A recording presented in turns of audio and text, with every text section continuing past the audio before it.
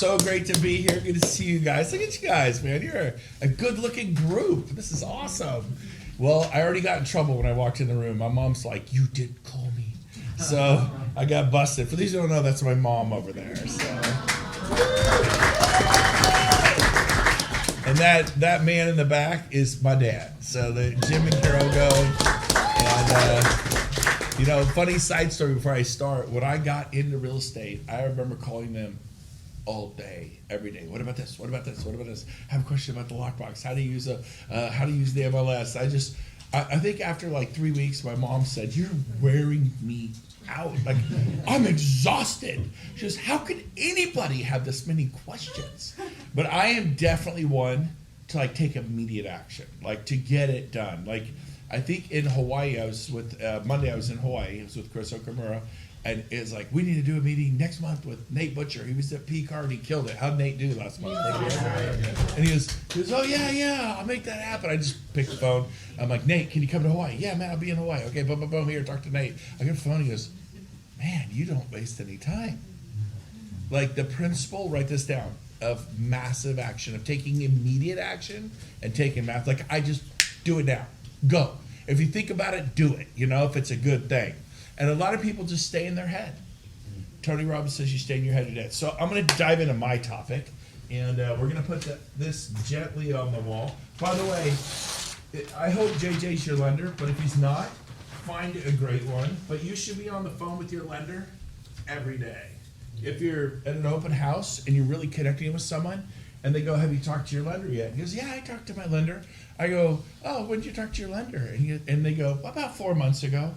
And then you say, "Oh my gosh, so much has changed in 4 months. There's whole new loan programs, interest rates have come, there's closing cost credits, there's so many things that happen.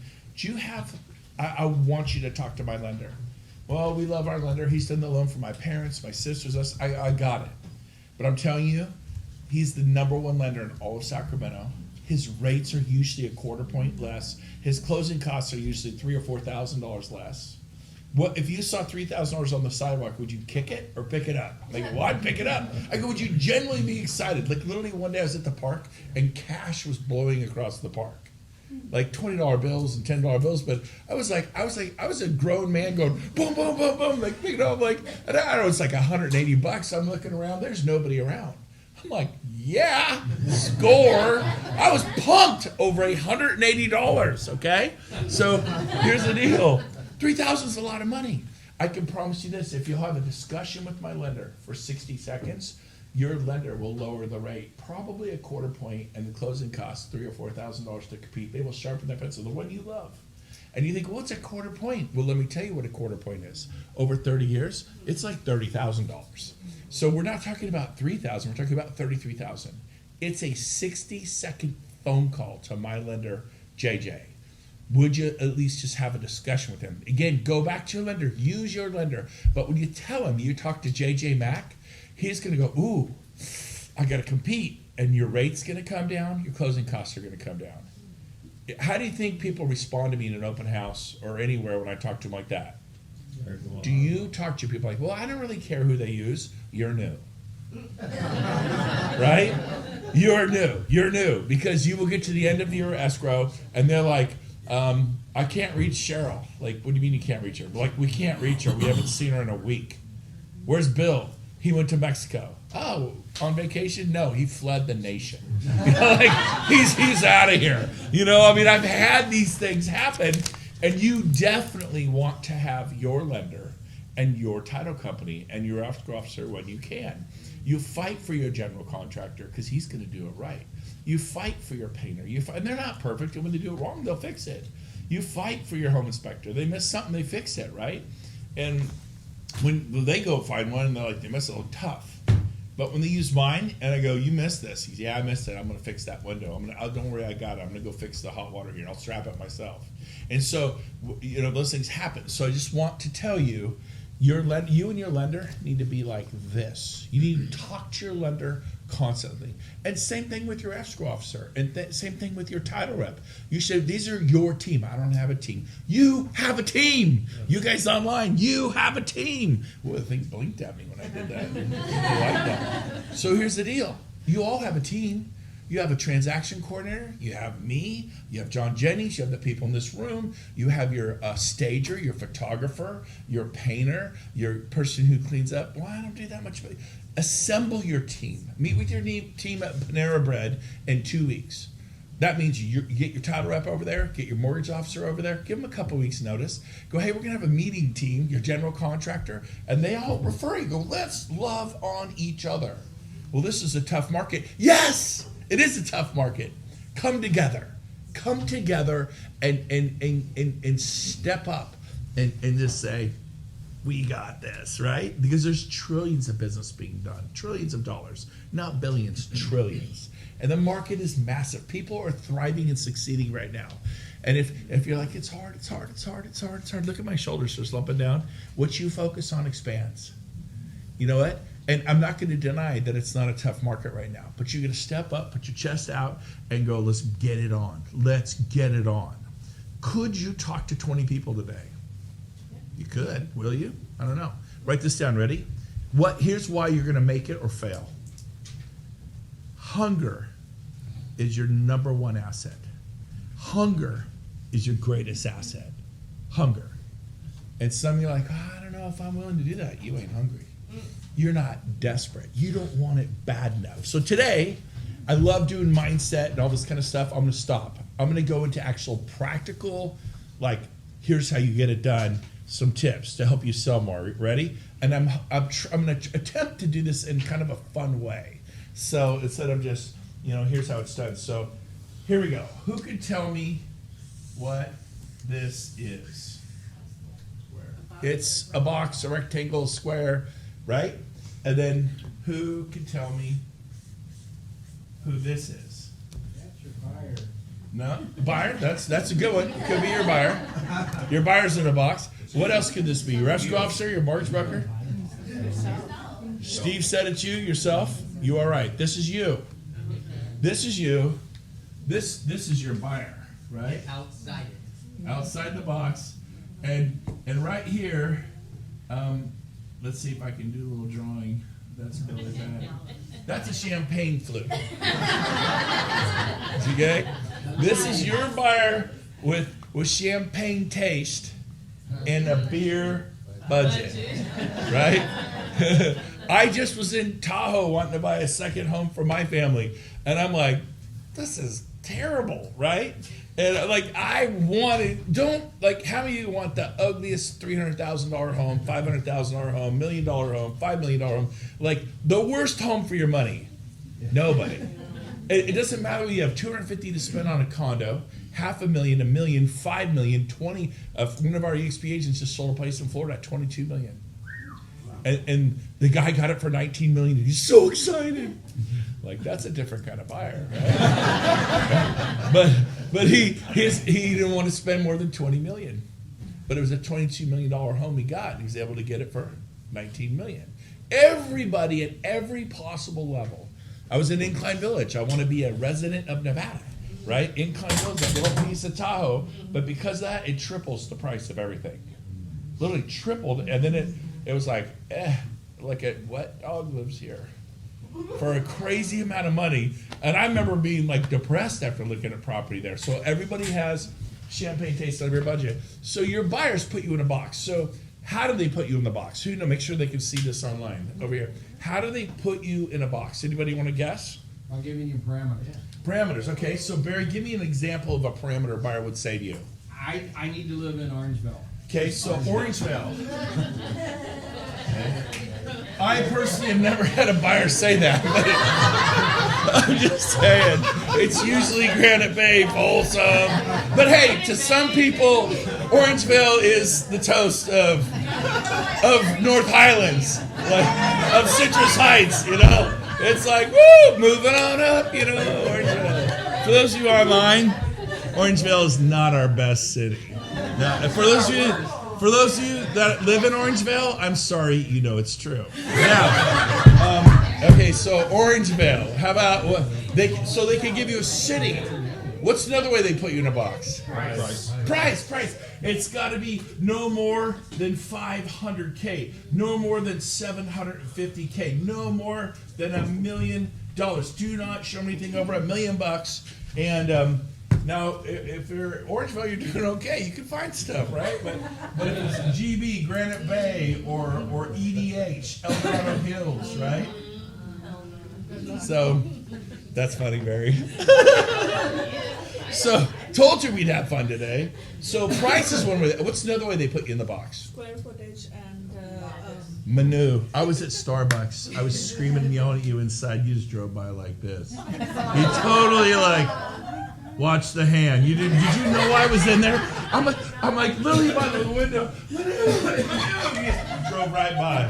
Did you see me? I was 5 feet from you, chimping out, going crazy. Did you see me?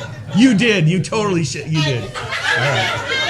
All right. So sometimes they put you in the box because you're on timeout. But where was I? Square footage. So it has to be 1,500 square feet minimum, or 2,000 square feet minimum, or 4,000. Look, that'd be there. 4,000 square feet minimum. Is that right? Right? I mean, it can't be less than 3,000 square feet. What's another way they put you in the box? I only want my payment to be. I only want my house payment to be. That's good. So the payment has to be no more than 3,000 a month payment, right? Good. Are you on a $19 million, no more than 300,000? That could be it. Yeah, exactly. What's another way they put you in the box? And I'm gonna ask it. I want you guys to get this. Keep going. What's another way? age of the house. Age. It has to be. What do you hear? It has to be 2,000 and newer. Yeah. So it has to be 2,000 plus. We're talking about the year. Okay. It has to be updated. Has to be updated. Certain amount of Oh, no HOA. Yeah. Well, that's a fair request. HOAs are horrible. I'm not even gonna write it on the book. I am like, it's like. I think the bed bath. That's like voting for Gavin Newsom if you live in an HOA. Let's not get political. Now, how about this? How about, I can't believe no one said this. Someone probably said it, I didn't hear. I have to have 3 bedrooms and 2 baths. Oh, yeah. Did anybody say that? Yeah. That's like the first one they say. Yeah. Did anybody say it? Yeah. You did. I knew I didn't hear. Who said it? Barry again. Barry! Said it quietly, so I It, wouldn't. it has to be a 3-2 in No, I'm sorry, it Orangeville. has to be a 5-4. No, 3-2 will work. Or they do a 4-2 or a 5-3. Has to have 5-bedroom unit. How about this one? Has to have a 3-car garage. You ever get that? Yeah. Yes. A lot. So you get the 3-car garage. I'm going to speed up. It has to have a pool. It must have a pool. It's got to have a view. The lot has to be 0.25 of an acre, or 0.50, half an acre, or at least 1+ acre. I want to live in Loomis. I want to live in Newcastle. These are ways they put you in the box. We all agree? Yeah. So order takers get crushed by this. You're like, they want a 3-2. It's got to be in Roseville. Has to be under 500,000, and it has to be 2,000 and newer. And they look, and you put in all those parameters, and what do you find? One listing or nothing at all. Okay. So you want to be a successful agent, you have to get yourself out of the box. How do you get out of the box? You kick down walls. You expand the walls in every possible direction. So how would I do that? Well, they would say stuff like, I want to live in Roseville, right? And so you look in Roseville. I remember my whole career, everybody, like, it's a good step up, Karen. We're in Roseville right now. And I'd be like, well, they couldn't afford it really, right? So there's a place in Citrus Heights next to Roseville called what? Anybody know the name of that place? Roseville Point. Roseville Point. It's called Roseville. We didn't pick that as one of our cities. There is no Orangeville Point. But anyways, just saying. All right, so Roseville Point. I go, and I show them pictures of it, and it looks like West Roseville. It's right next to West Roseville, but it ain't West Roseville. Hey, how would you like to live in Citrus Heights? Sorry, if you live in Citrus Heights, sorry, you'll make it. Now, anyway, so some people, right? But here's the deal. Nobody goes, oh, I've always dreamed of vacationing in Citrus Heights. I've always wanted to live there. Now, some people, Citrus Heights is the dream, and I'm making fun of people, but right, there's certain There's the really bad area. Then there's Citrus Heights, which step up. Then there's Fair Oaks and Orangevale. Then there's Granite Bay, Folsom, El Dorado Hills, and then you throw Antelope is kind of the step up from North Highlands, right? And so, if they want to live in Antelope and they can't really afford it, I go, look at this home. It's beautiful, right? And it's just across the line from Antelope. And I don't say, hey, I found a home in North Highlands. When they want to live in Granite Bay, do I say, hey, I found a home in Orangevale? I've sold many homes in Orangevale to people who want to live in Granite Bay. The price is dramatically different. Are you with me? People got to live in Granite Bay or Loomis. Where do I sell homes? Penryn, West Auburn. Well, they didn't say that. They said it had to be. And I go, hey, look at this home. Look at this home. Like, oh my gosh, I didn't see this on Zillow. I didn't see this on Redfin. Because you're taking them out of the box. And you go, yeah, it's right there. You know where Auburn Folsom Road is? It's right there. They don't realize here's the cutoff. Here's Auburn Folsom Road. It poked through to Penryn or to Newcastle or to West Auburn. And they look at the home beautiful. I go, let's go look at it. And they go, oh my gosh, we love this. Okay, just real quick, I just want you to know, you're in West Auburn right now. Are you serious? This feels like Loomis or Newcastle. I had no idea. I go, I know. And I go, what do you think? They go, we love it. And the price is affordable. Yes! Don't be an order taker. And I do this all the time. One of my favorite things is it's got to have 2,000 square feet. And I go, look, if it had the view and it had the pool and it was located in Orangevale and everything was great, but the square footage was 1910, would you do it? They go, yeah, I would. Okay. How about it's even got the 3-car garage you want, and you said you'd settle for a 1/4 acre, but your dream would be to have an acre. It's 3/4 of an acre. It's in Granite Bay. It's under $1 million, but it doesn't have the 3-car garage. It has a 2-car garage. Would you, if all the other boxes were checked, would you do it? Yeah, I'd do a 2-car garage. So your goal is to back them up, and then. Okay, you want Orangevale, a 4-bedroom, 2-bath. Imagine it's there. It's got the pool. It's got the white split rail fence. The sprinklers going through the pasture. Orangevale can be kind of a rural, nice little area. Isn't that better? I'm being nice now. And long story short, but the square footage is not 1920 because they had to have 2. It's like 1840. You go, yeah, I'd do that. How about it's over an acre and it's open floor plan? It's got it's remodeled, it's updated granite, it's spectacular, but it's 1750. Yeah, I'd do that.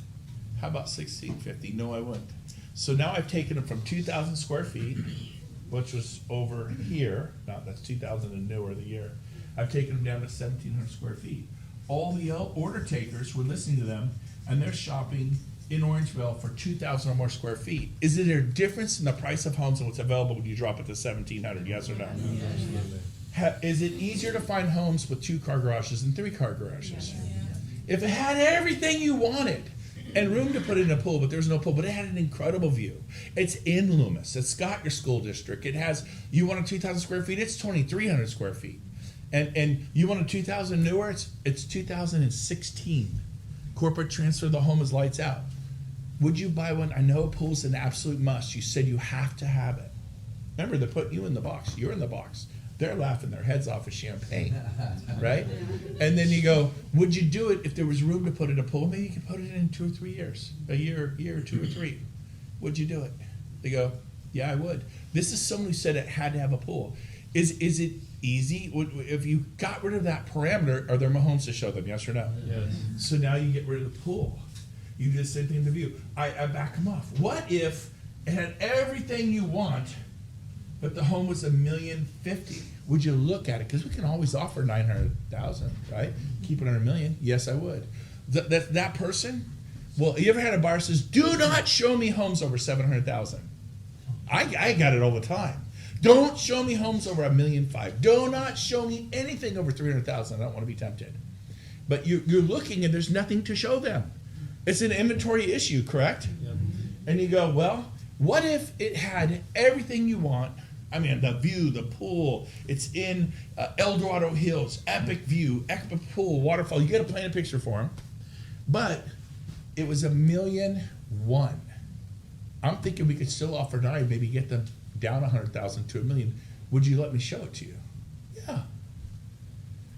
How about $1.15 million? And here's my strategy. We offer 9. Let's say they don't budge past $1.1 million. We just pass. But what if someone had that amazing home, your home, at $1.15 million, and we offer 9, they come back at $1.1 million, we go to $975,000, they come back at $1.05 million, we come up to $1 million, that's it, our final offer, and they take it. What do you say about that? They go, yeah, I do that. So the order takers are going up to $1 million. Be Gove, because I am no flipping. Can I say that word? Yeah. I'm not a hamburger flipper. I'm no flipping order taker. I'm looking at homes for $1.2 million. Are you with me? Yes. Is it easier for me to find inventory? Yep. Yes. When they want El Dorado Hills, I show them Diamond Springs.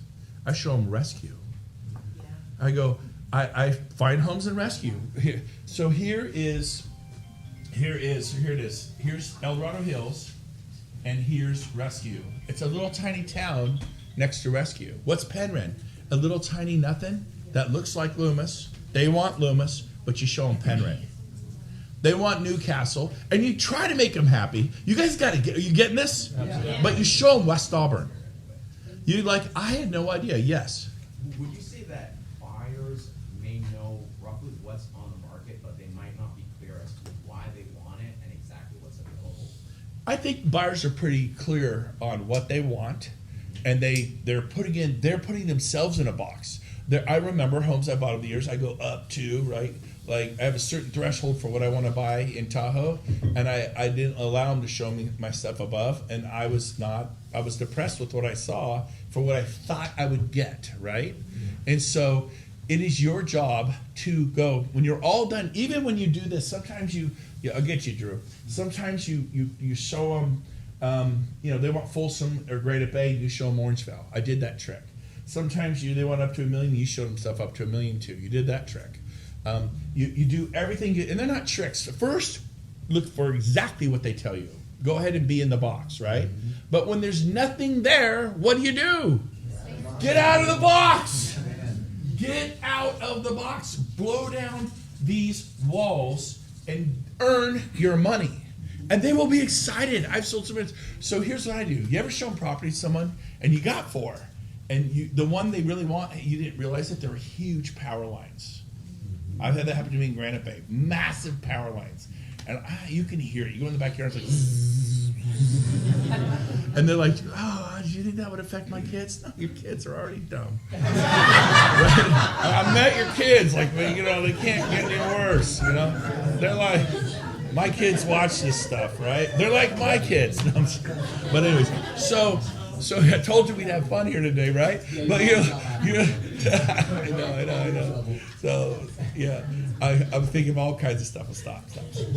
Okay, so or the perfect home, and it smells like pets, like strong pet odors, Or I've had the perfect home in West Roseville, and the guy lived there was just a chain smoker, and it was like in the house, deep in that house. They love it, but I cannot handle the smell of the smoke or the pet or the perfect home, but it backs up to 65. Right? We had a home that backed up to Foothill, and I did buy that house early on. And I think I was 3 years into real estate, and the price was so good I bought it. It backed up to Foothill, right? Crunchy carpet and all. What? Crunchy carpet and all. Crunchy carpet? I had crunchy carpet? No, he remembers. Steve's another one. I don't remember the crunchy carpet. But anyways, so I bought it. My very first home I bought was in a neighborhood that flooded back in the early 90s when they had those floods, and there was 3 feet of water in every home in the entire neighborhood. But I didn't know it. Right? Well, I got there, the insurance company had fixed it. Wow, it's a great house at a great price. Well, found out later. I bought that house. We lived in that house. And thank heavens the city of Roseville fixed the drains that caused the backup, and it was fine. But people will buy. But so here's the deal. You have to find a way to get, but sometimes you do all this and there's still nothing. And I had this one couple in Antelope, I'll never forget. They were missionaries, Marco and Jill. And they're like, we have such a strict budget. It could be nothing over 175. And I showed them 4 homes, and honestly, we've been out for 3, 4, 5 weekends. They were depressed. I was depressed. Everything was 0 lot lines back then. And everything was just like a dud, right? There was just, even I was depressed after the 4 homes. This is where you earn your money, you guys. You gotta understand. I'm spending some time on this because where you earn your money. So I said, well, I happen to have this one house. Now may I have a piece of paper? For dramatic effect. So I'm a printer of the MLS. I print out stuff on paper. I folded it up. It was 190. It wasn't 175, and he was very clear about the 175. That was a wall in the box that wasn't going to get pushed out. Super budget guy, right? Just like me, right? That's I have many flaws. That is one of them. My budgets are what are those? Now, so I folded it up and I had it. I call it in case you bomb. In case you bomb house. You've shown homes at up to $2 million. This one's 2.3 million. It's just way over the top. You've shown homes in Roseville up to 800,000, and they just hate everything. They're not happy. They're not from the Bay Area. If they're from the Bay Area, they want everything. They love everything, right? Because our price is so good. What can you buy in the Bay Area for 800,000? I used to live there. I know. Case in point. So, what can you buy here for 800,000? Can you get a nice home here for 800,000? Yes. Their eyes are this big, they're excited. But what if they're from here and they're frustrated? The prices are up to 800,000, and they're like, "Is this it?" So you have this. This one's 9, and you pull it out. I'm bombing. They're depressed. I'm depressed. You don't know if you're ever going to show them property again, right? I opened up with Marco and Jill. I forget this. I put my thumb over the price. And I go, "What do you think of this one?" I got my thumb on the price. I will show it to them, okay? But I'm not showing it to them yet. And I go, "Here's the house. Here's the backyard. Here's the pool." They're like, "Oh my gosh." I go, "It's literally around the corner. You want to see it? Like, can we?" I go, "Yeah." I go, "Do we have to make an appointment?" I already called just in case. I told them we might be coming. And I told them we're looking at 4 homes. There's a chance I could show you, or do you want me to come or not come? Like, no, come. We'll be ready. I said, okay. I may call and say we're not coming, but so I walked over there. I walked him in the house, and it was like night and day. It was $15,000 price point difference. This home was awesome. They bought that home. They paid. I go, here's my strategy now before I show you this price, because you were very clear with me on the 175. It's over. I know that you just didn't even want to be tempted. We can go in. It's at 20,000 under, and hopefully they'll come to our price, 175. So I'm going to recommend we write the offer at 170. This was years ago, and the price of this home is 190. They're like, "We love this home so much. Please write the offer full price." I cannot tell you how many times I've written full price offers on this home. Do you have it? I call it my emergency backup home. Do you have an emergency backup home? Stop just, "Well, that's all I got," and you wonder why you don't sell a lot of real estate. Are you with me? Yeah. I just got goosebumps. Was it just me? You two? You got tingles? I got tingles. So Brent, okay, yes, Brent, Marco and Jill are now on 40 acres in Greenville. yeah, up in the mountains. Yeah, they moved to 40 acres. So yep, I'm aware of that. So we're gonna put this right here. My remote. You can take a picture of this. Don't ever forget this, okay?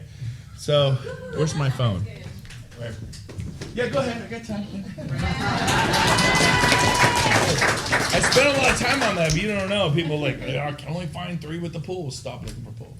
And Brent, I want to Yes. add for some of the newer people too, if you ever come across where you're not finding inventory, asking someone if they're like 4 bedrooms is a must, like, so 3 bedrooms and a den doesn't work.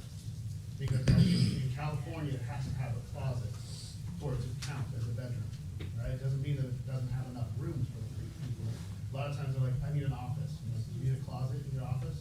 "Well, no." "Okay, well, that's a den." It's not counted, so you need to be looking at 3. By the way, when you have one of those, put 4. Exactly. That people put 3, well, it doesn't have the closet. I got to put 3. Put 4, in the agent only comments, put fourth bedroom doesn't have a closet, because when they search in Zillow and MLS, because you put 3, your home is invisible for your listing agents. Don't you ever put 5 when you have 6, because some people need 6. You know how many choices they have? None. So there's no closet. Big deal. They wanted a home office, or they're like, it's the baby. The baby doesn't need a closet. 6. I can put a And- closet in most bedrooms for about $1,500. Yeah, so you're not lying if you disclose it in the agent-only comments or the marketing. 4th bedroom is missing the closet, and that's it. That's right there. And have the vendors to be able to accommodate. Yeah. Right, like I'm about to save a deal getting $35,000 because I have 4 different vendors that can all do the work next week. Right?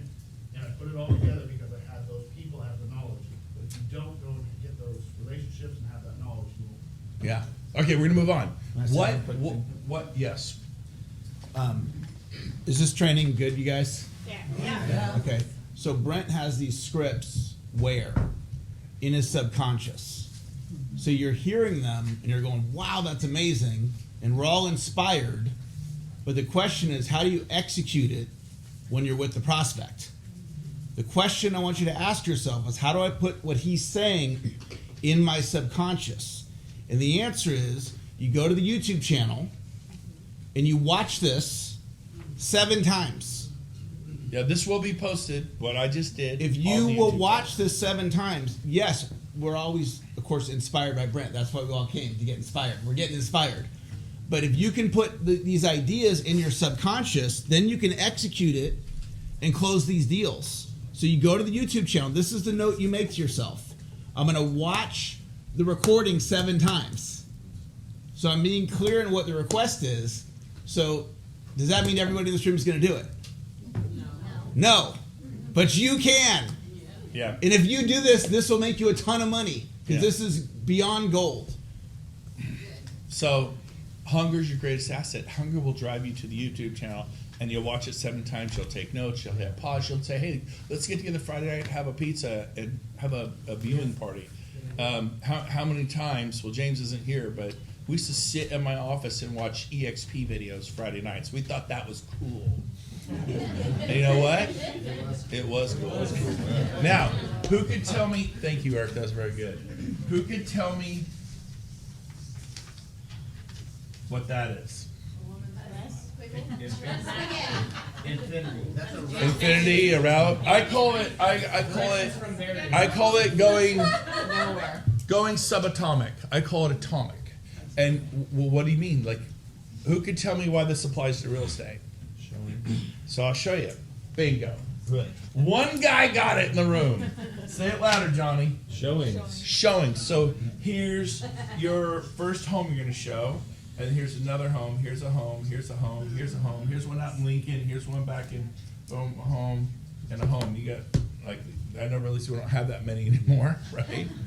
But the market will come back and it'll do this, but maybe you only have 2 or 3. So they go this one, they go this way.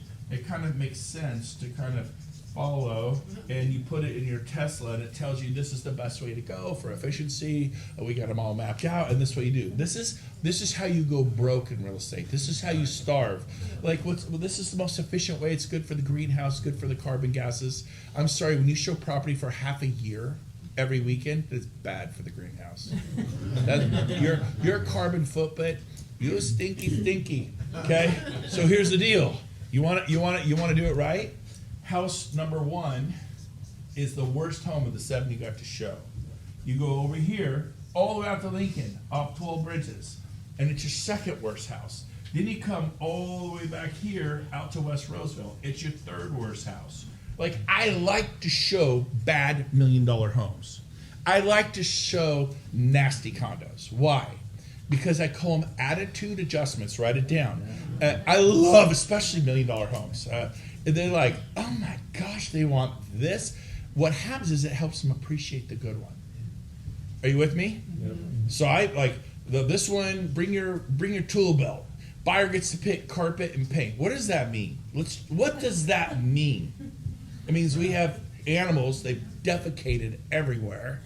or kids, and it's all nasty. Are you with me? There's a reason, like, hey, we know the carpet's bad, the paint's bad, but we're not going to do it. We're just going to put our dirty laundry on the market and see who wants to buy our dirty laundry. It's the dumbest thing you could do, you know? Well, I can't afford it. Well, someone know the lights turned off over there, and I'm just that crazy. All right, so then you go down here, then you go over here, then you go back here, then you go over here. Okay? And so you think this isn't very efficient. This is super efficient, because what you create here when you show, and you end up, you go to number 4, number 5, it's really good. Number 6, it's freaking amazing, and number 7, if I had to bet, they're going to buy number 7. Now it's out in Lincoln, but man, it had the 3-car garage. In fact, that one had a 4-car garage. That one's a pool, and they wanted maybe a waterfall. It has 2 waterfalls. Even had a slide for the kids. Even has room for a volleyball court. I mean, you look at it like, this one's good. That's always my last house. So here's what you want to create. Here, can you put this to the right of JJ Mack on the wall? Thank you. So here's what you want to create. Right here. This is called momentum. You start off with the ugly ducklings and you build momentum. This is it's my excitement-ometer. When you show some lousy, horrible, stinky, pet-smelling, smoking homes, like there's one, I'll never forget, it was in Roseville. They start with the marketing was, home has excellent security, bars on every window and door. That was like the beginning. And then I pulled up the pictures, and what does a home look like that has heavy bars all the way around it? It looks it looks like a dream. Those are the best ones. Go show that home. Because they're like, oh, this is terrible. I'm like, well, hey, I know it's terrible. And then I go to a dog, they're like, oh, this is way better. Way better. You see the attitude adjustment? And then I go to the next one that's just, it's decent. Oh, yeah, now we're talking. They go, this one is pretty good. They go, oh my gosh, yes. This is, oh, God. Oh, I was getting so depressed. Woo! And then we go to the next one, which is pretty good. They're like, oh, yeah. We want to make it off. I go, hold on, I got one last one. It's a little further out Lincoln, but let me show it to you. And there it is, the pool, the waterfalls, the 4-car garage, everything. It's actually priced. They're motivated sellers. And then they get there like, and people say, how do I know? You'll know. And I walk the house and I just watch their body language. I'm like a private eye. I'm over here, but I'm kind of watching them. This. And I turn like, cool. I see it all the time, and I call them out. I go, guys, this is the best home we've seen times 100.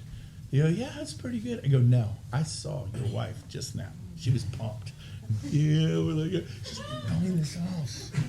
And I'm like, so this is called momentum. Here's what you do. If you do this thing over here, and you go where you kind of do the go here, then here, then here. What's logical? I used to show a property that way too when I was new, but I'm not new. I will drive from Elk Grove to Natomas, back to Elk Grove, out to Calvine, back to Nomus, and end up in Elk Grove. That does not make sense, right? But I tell the seller, we're going to be out there around 2. Like, well, we can't show it at 2. I can only show it at 2:30. I say, that's fine. And then what I do is the seller could only show it at 2:30. And then I'm kind of getting appointments where I want them. This is what the seller had available. And they're like, okay. They don't even think, they just kind of follow you from appointment to appointment. And what happens here is this is how people, this helps them appreciate these. If they all look alike, I can't tell, they're all nice. If you do this, you'll sell a home almost the first time out, every single time. Okay? So I call this going atomic. So, any questions on that? Okay, next one. Okay, the next one I call this radio. What's that word? Anybody know?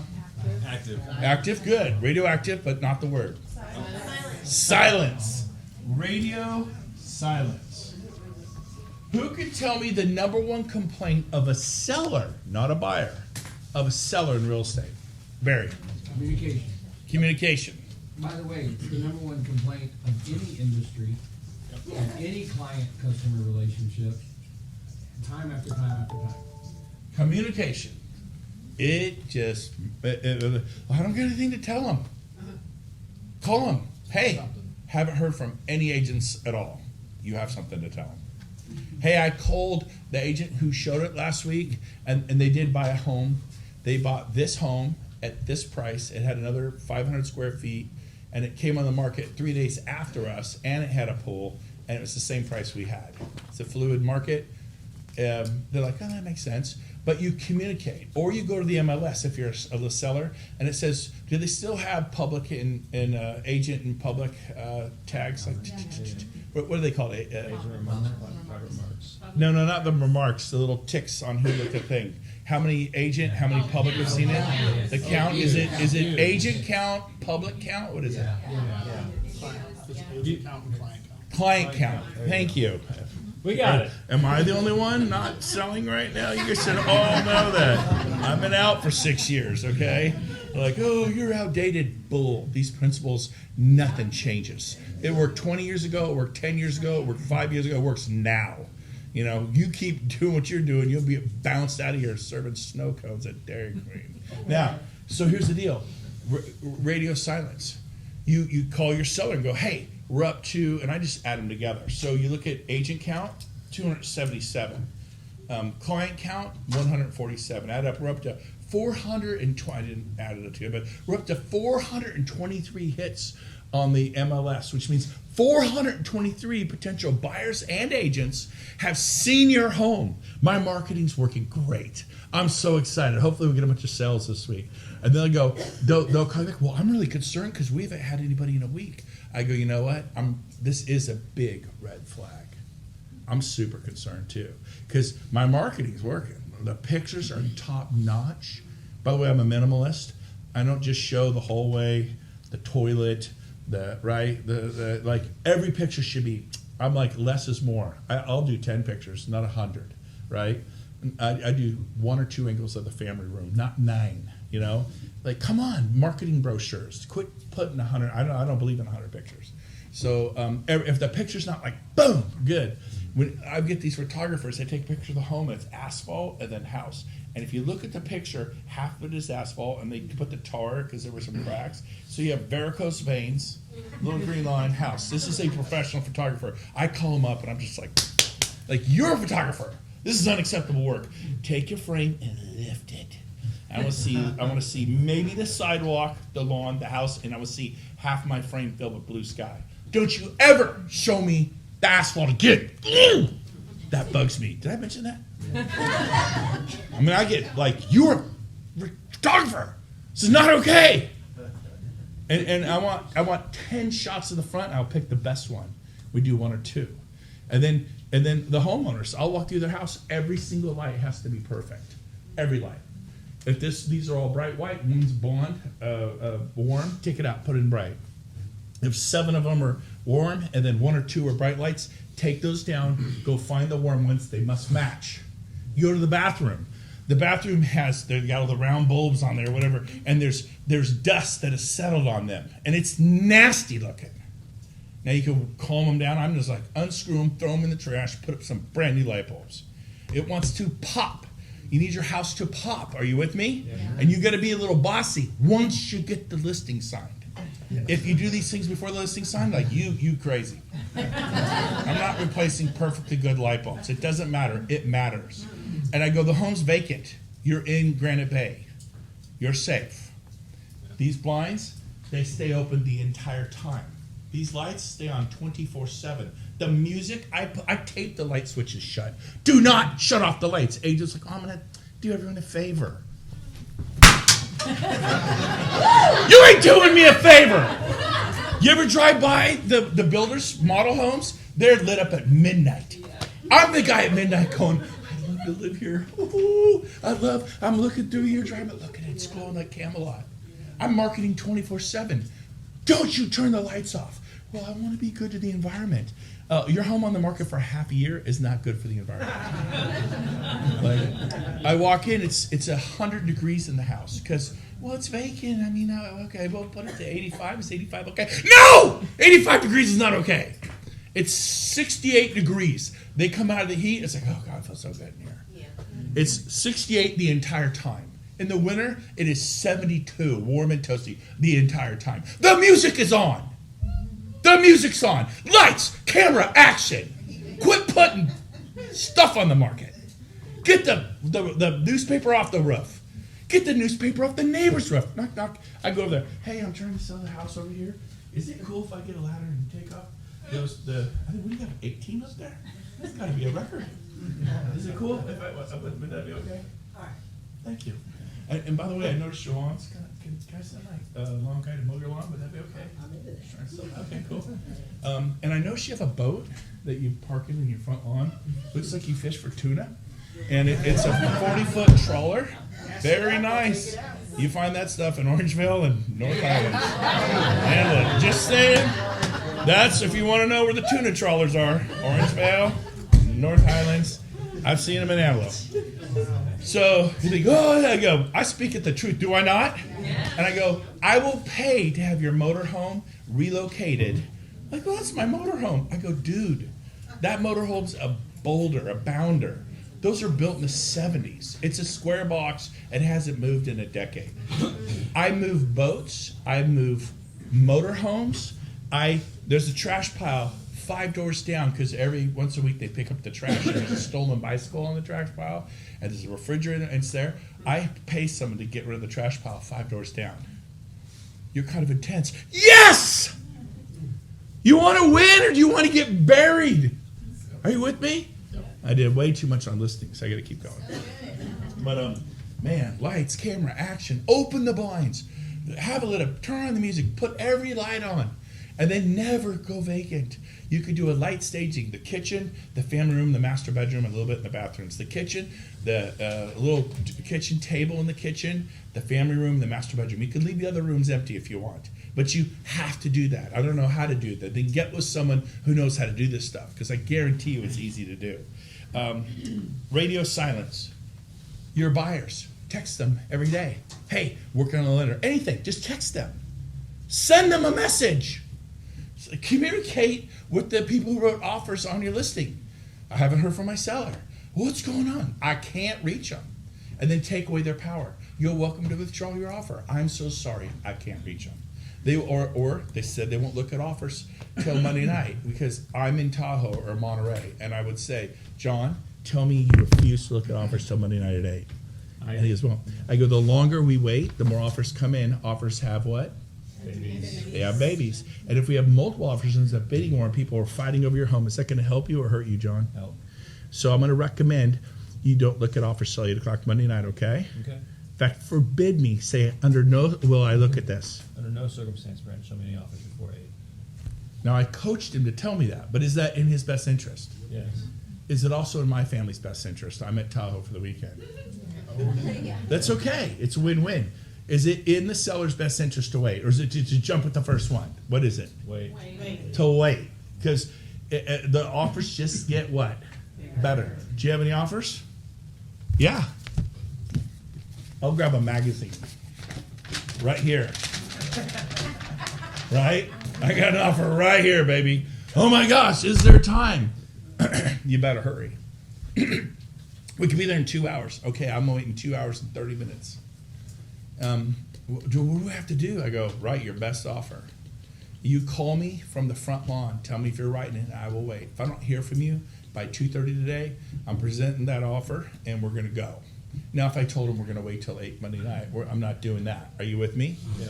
But sometimes I'm in a mode to present offers, and then the fear of missing out on the buyer. Are you with me? Yep. A lot of times you call a listing, and do you have any offers? Nope.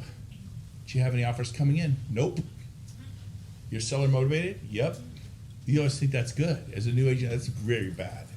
Then I'll dig. I go, do you have anyone coming to look at the property? Well, yeah, we got a couple coming tonight at 6 to look at it. I go, do you happen to know where they're from? Yeah, they're from San Jose. They're from San Jose? I just sold the house. I tell my clients, they got a couple coming at 6 p.m. from San Jose. This home is $900,000. 4-car garage, view, pool, it's lights out. You love it. What will the couple from San Jose think about it for $900,000? What is their opinion? Cheap. Oh my gosh, this is like free! And I go, we need to write now. You guys with me? Yep. Okay. So there's so much to teach you. I'm going to wrap it up. So radio silence, communicate with your client. I'm going to do this. Paradigms. What's your seller's paradigm? What is your buyer's paradigm? Like I can't get him to look at property. I can't get him to look at property. Well, how do I do this?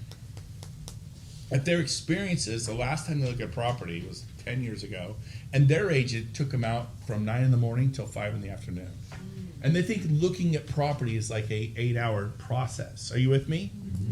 And they're like, we don't have time. Well, and you're thinking, I don't have time. I only got 2 or 3 to show them. Tell them there are only 2 homes to show in your price range. It takes 10 minutes a house because I'm going to boss them in, boss them out. Boom, boom, in and out. You know, it takes 10 minutes a house. It's 20 minutes. You got 20 minutes. So remember, their paradigm is 9 hours. When you talk to me, it takes about 20 minutes. I'm going to show you 2 of the best homes money can buy for $3 million. I'm going to show you 2 of the best home money can buy for $250,000. 2 of the best homes money can buy for $750,000. I just changed the price point, and they're like, oh, I got time for 2. And I go, but we don't want to buy till next year. Perfect. Let's just get your feet wet, get you educated. That way next year you'll have kind of a barometer. You'll have something to compare against. I just want to get your feet wet and show you the market. And they're like, oh, okay, couldn't hurt. Yeah, let's go look at homes. I show them 2 of the best homes money can buy. And then they're like, oh my gosh, I love this. We want to make an offer right now. This someone told me they won't buy till next year. Now you guys are like, well, interest rates could be higher next year, and the market could go up 5%. If the market goes up 5%, this $500,000 home, it's $25,000. If interest rates go up 0.5%, it's another $40,000 in interest altogether. That would be $65,000 that you're going to lose by buying next year. That's what we're taught to do. You should never do that because you're going. You're not smart. I'm smart. Here's the reasons why and they're all logical. I was not incorrect in what I just said. Neither are you. I just say no problem. Get alongside them. No problem. Give them a little background. No problem. You can buy next year, but let's just show you 2 homes the best money can buy right now. Let me just get your feet wet. It's gonna take about 10 minutes a house, and then you can buy next year. They go. Hey, Brent, how come you don't just send me those by email and I'll say yes or no to them? Yeah, that's the other thing. I never email properties. I'm finding stuff. I'm looking every day. I got a list, and I like this. Brent's sayings. I like that. Never wrote that. Is that you? No. Everybody in the room. Oh, that's funny. All right. Oh, yeah, they're trying to, yeah. My favorite one's Let's Go to McCooney's, Brent Gove. It's like, you really want my say, that's my thing. But where was I going with this now? Emailing. Oh, I would put my best buyers here, hot buyers. I remember one time I made a list of 28. I sold 19 of them a house, just right here. I'm not calling 100 people to sell one. I made a list of 28, sold 19, because I'm intense. I'm looking every day. Every day I'm looking. Eric, you got anything coming to the market? Cindy Silva, you got anything coming to the market? As a matter of fact, I do. Why, Cindy? Because my coach, Vera Workman, who I pay $2,000 a month to, challenged me to go on get 2 listings a week. And I'm thinking, man, I don't know. And then the last how many weeks, how many listings you get? Because your coach challenged you to do something you weren't going to do. I got 10 listings and 2 buyers in 6 weeks. Hey. Woo! For those of you at home, you just fell over or you didn't hear her. In 6 weeks, she got 10 listings and 2 buyers. Listings have what? Babies. You get sign calls, neighbors, family, friends, co-workers, open house leads, internet leads. Listings have babies. Be intense. Be intense. Spell the word, whatever. Right? But here's the deal. Every morning, I would get on my list. It would say John and Valerie Jennings. They run a 3-2 in Roseville, up to 450,000. And I had their phone numbers, and I'd be like, nothing. Hey, you got anything coming to Roseville? You got anything coming to Roseville? You got anything coming? Oh, I got 10 listings coming online. Where are they? Please, I beg you. By the way, I got one coming online. I'll share mine with you. And I share it. I network on top of it. I'm showing. They'll say, well, I don't need you. I have Zillow. I have Redfin. My agent gets me on a tour. I will find properties for you that are off market. It will never show up on Redfin. You'll never see it in Zillow. If you're shopping from Zillow and Redfin, you are shopping leftovers. Write down that quote. If you're shopping from Redfin and Zillow, you are shopping leftovers. By the way, you mentioned you've been out looking off and on for half a year. I go, what if you saw something that really excited you at a great price half a year ago? Would you be living there now? Like a home that, like you're like, wow, what a great home. You had bought half a year ago. You know why you didn't buy that? Because you're shopping leftovers. All the best homes get sold before they even go on the market. Tom Daves, what do you have coming on the market? Steve Hillier, what do you have coming on the market? You do that? Yes! My intensity level is high. Well, I don't know if I'm like you. Drink more coffee. Like, well, I don't know if that's good for my system. It's not, being broke is not good for your psyche, right? I had more to share with you. Was this good today? Yeah. Can you go out and use this today? Go out and do this thing and make a difference